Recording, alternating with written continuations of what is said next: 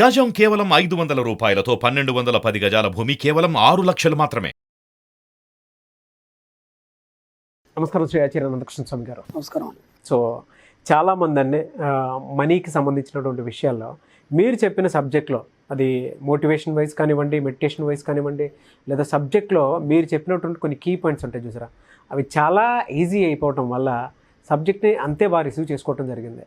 వాళ్ళ కొత్త వాళ్ళు కూడా చాలామంది వస్తూ ఉన్నారు సబ్జెక్ట్ని ఆ విధంగా ముందుకు తీసుకెళ్ళడానికి. But you are the initiator. ఆ సబ్జెక్ట్లో మొదట్లో అంటే నాకు తెలిసి అయితే నేను స్టార్ట్ చేసినప్పుడు తెలుగులో అయితే ఆ వీడియోస్ ఎక్కడ నేను చూడలేదు. తెలుగులో తీసుకొచ్చింది మనమే. తెలుగులో మనీ మంత్ర అనే సబ్జెక్ట్ని తీసుకొచ్చింది. ఈ వీడియోలో ఏం చెప్తున్నారు? మనం మనీ విషయంలో చాలా పొరపాట్లు చేస్తామండి. చాలా మంది కూడా చాలా రకాల పొరపాట్లు చేస్తాం. అది పొరపాటు అని అనుకో, మనం మంచి చేస్తున్నాం అనుకుంటాం. మనం ఇంతకుముందు కూడా ఒక విషయం చెప్పుకురావడం జరిగింది. ఏంటంటే ఇప్పుడు ఒక వ్యాపారం చేస్తున్నాం, మీ దగ్గర ఒక 4-5 లక్షలు ఉన్నాయి, వ్యాపారానికి ఒక 7 లక్షలు కావాలి. ఇప్పుడు మీరు ఏం చేస్తారంటే, నా దగ్గర ఇంత ఉంది, ఇంకో 2-3 లక్షలు అప్పు తెచ్చి పెడదాం. పెట్టినప్పుడు ఏమవుతుంది, అది పికప్ కావడానికి ఎంత టైం పడుతుంది, అంతలోపు ఇతను ఎంత లాస్ అవుతాడు, మళ్ళీ దాన్ని కవర్ చేయడానికి మళ్ళీ అప్పులు ఎలా అవుతాయి అనేది మనం గతంలో చెప్పుకున్నాం ఒక వీడియోలో. అంటే మనం చేస్తున్న పొరపాట్లు మనకు బాగా అనిపిస్తాయి, అవి పొరపాట్లలా కనిపించాం. మనమేమనుకుంటామంటే అది అభివృద్ధి అనుకుంటాం. అది అభివృద్ధి కాదు. అది మనకు తెలియకుండానే మనం లోతులోకి దిగిపోతాం మనం ఆర్థికంగా. అలాంటిదే ఇంకొక విషయం మనం చెప్పుకున్నాం. మనకి ఇంతకుముందు ఒక బైక్ కొనుక్కోవాలి, ఒక 20 సంవత్సరాల క్రితం బైక్ కొనుక్కోవాలంటే మన దగ్గర డబ్బులు ఉండేది కాదు. బాగా డబ్బున్న వాళ్ళ కుర్రాడికి బైక్ కొనిస్తే ఆ బైక్ చుట్టూ 50 మంది మూగేది దాన్ని చూడ్డానికి. అరే బైక్ కొన్నారంట. ఆ అబ్బాయి బాగా డబ్బు ఉన్నాడు కాబట్టి దర్జా చూసేది అందరు. అరే బైక్ కొన్నదిరా, అబ్బాయికి పలానా అబ్బాయికి బైక్ ఉందని చెప్పేది అనమాట. అదొక వింత. అది ఎందుకు అప్పుడు దాన్ని రేటు ఎవరు పెట్టలేని స్థితి. రాను మార్పు ఏమొచ్చిందంటే, కంపెనీలో ఒక ఆఫర్ ఇచ్చాము మనకి. ఏమనంటే, మీరు బైక్ మొత్తం డబ్బులు కట్టాల్సిన అవసరం లేదు, కొన్ని కట్టండి, ఒక 10-20 వేలు కట్టండి, మిగతా అంతా ఇన్స్టాల్మెంట్గా మీరు నడిపించండి. ఇప్పుడు ఏమైపోయిందంటే, ఇప్పుడు మనం బైక్ కొనుక్కోవాలని డబ్బులు జమ చేసుకొని మనం బైక్ కొనేసరికంటే ఏమైపోతుందంటే, ఒక 4-5 నెలలు డబ్బులు జమ చేసుకున్న బైక్ కొనే లోపు ఆ బైక్ రేట్ మారిపోతుంది, ఇంకెక్కువ అవుతుంది. అప్పుడు మళ్ళీ మనం కొనలేం. ఇప్పుడు ఇది ఎంత ఈజీగా ఉంది. దీనివల్ల ఏమవుతుందంటే, అందరూ ఆ యొక్క ఆనందాన్ని అనుభవించగలుగుతారు, ఒకటి పాయింట్. 2, కంపెనీ వాడికి సేల్స్ బాగా పెరుగుతాయి. ఓకేనా? ఒకటి, అందరూ దాన్ని కామన్గా చూస్తారు, అందరూ దాన్ని అనుభవించగలుగుతారు, కంపెనీ వాడికి సేల్స్ బాగా పెరిగిపోతాయి. ఈ ఐడియా బాగుంది. ఓకే, దాని కొని ఏం చేశారంటే, మ్యాక్సిమం అందరూ బైకులు కొనడం మొదలుపెట్టారు. ఇప్పటికి కూడా మనకు ఇన్స్టాల్మెంట్లో బైక్లు ఇస్తారు. ఓకేనా? ఓ బైక్ కొనుక్కున్నావు, బాగుంది, అంతవరకు ఓకే. తర్వాత ఆడవాళ్ళకి సంబంధించి ఎన్నో ఇన్స్టాల్మెంట్స్ ఉంటాయి. మళ్ళీ నువ్వు బైక్ కొనుక్కున్నావు అంటే ఆమె ఊరుకుంటుందా? ఆమె ఏం చేస్తుంది, నాకు ఫలానా కావాలి ఏం చేస్తుంది. ఓకేనా? ఇప్పుడు ఏం చేస్తారు, ఇప్పుడు అది కొంటారు. ఓకేనా? ఆ తర్వాత పిల్లలు ఏదో అడుగుతారు, పిల్లాడికి కూడా బైక్ కావాలి, ఎందుకంటే కాలేజీ పోవడానికో, లేకపోతే నువ్వు ఆఫీస్కి పోతే వాడు ఇక్కడ తిరగడానికో దేనికో కావాలి. ఫ్రెండ్స్ అందరు కొనుక్కున్నారు, నాకు బైక్ కావాలి. ఇప్పుడు ఏమైపోయింది, పిల్లాడు కూడా కనీసం కొనియాల్సి వస్తుంది. అవసరం, ఇక్కడ అవసరాలు తీరుతున్నాయి, అంటే ఆనందం అనేది తీరుతుంది, అవసరాలకు సరిపడా డబ్బు లేదు. ఇక్కడ ఏమవుతుందంటే, ఒక్క వస్తువు వరకు ఓకే. మనకేమైపోయిందంటే, మనకే కాదు అమెరికాలో కూడా ఈ వాయిదా పద్ధతుల మీద చాలామంది అమెరికా ప్రజలు ఒక రకమైనటువంటి స్థితికి వెళ్ళిపోయినారు. ఇది ఎందుకు ఇలా మొత్తం ఆర్థిక వ్యవస్థ అంతా అతలకుతలం అయిపోయి ఈ వాయిదా పద్ధతుల మీద చాలామంది జనాలు ఒక రకమైన స్థితిలోకి వెళ్ళిపోయినారు. ఎందుకనేది పరిశోధన చేసినప్పుడు ఏమవుతుందంటే, దీని కింద మన క్రెడిట్ కార్డ్ బిల్స్ కూడా వస్తాయి. క్రెడిట్ కార్డ్ బిల్స్ కూడా నువ్వు కట్టలేదు అనుకో, వాడు ఏం చేస్తాడు, నువ్వు ఒకేసారి కట్టలేవు కాబట్టి ఇన్స్టాల్మెంట్గా కట్టంటాడు. అంటే అది కూడా వాయిదానే.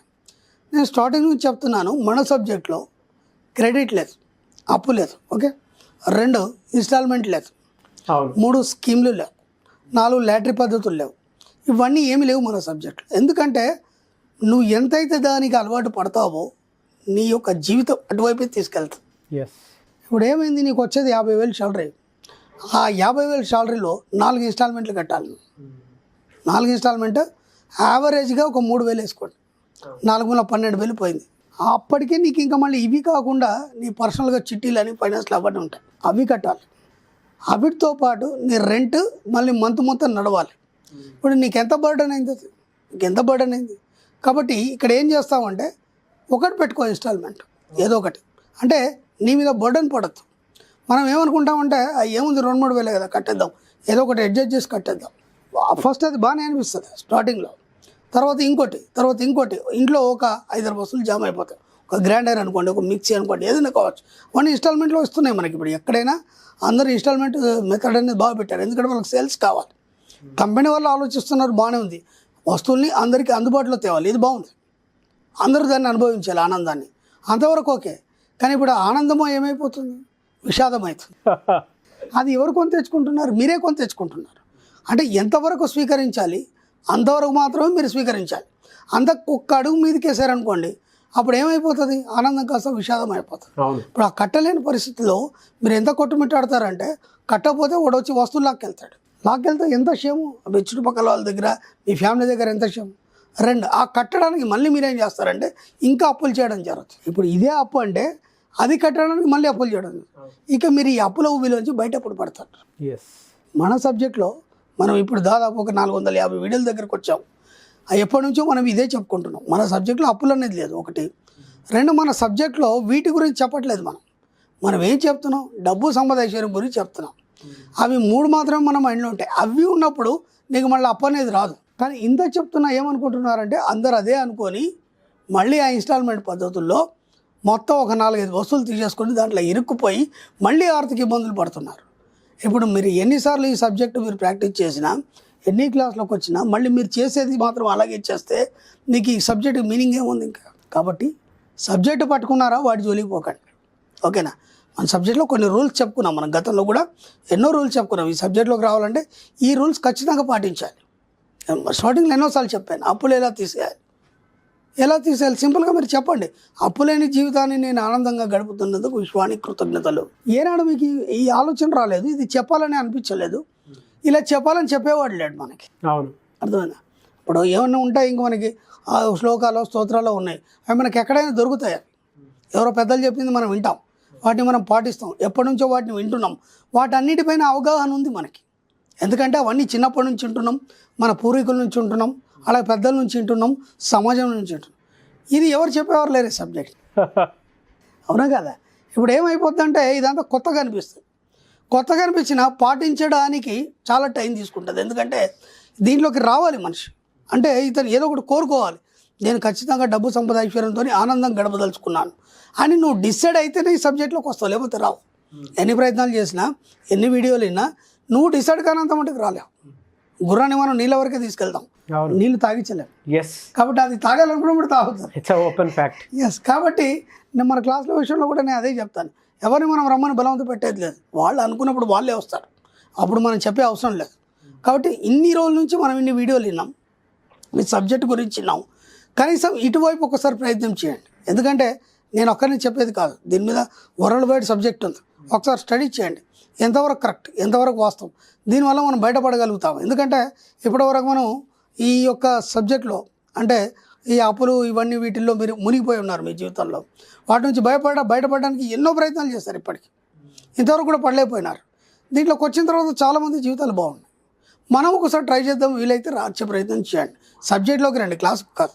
సబ్జెక్ట్లోకి వచ్చిన తర్వాత సబ్జెక్ట్ అర్థమైనాక మీరు కొంచెం ప్రాక్టీస్ చేసి ఒక 2 మెట్లు ఎక్కిన తర్వాత అప్పుడు రావాలనుకుంటే క్లాస్కి రండి.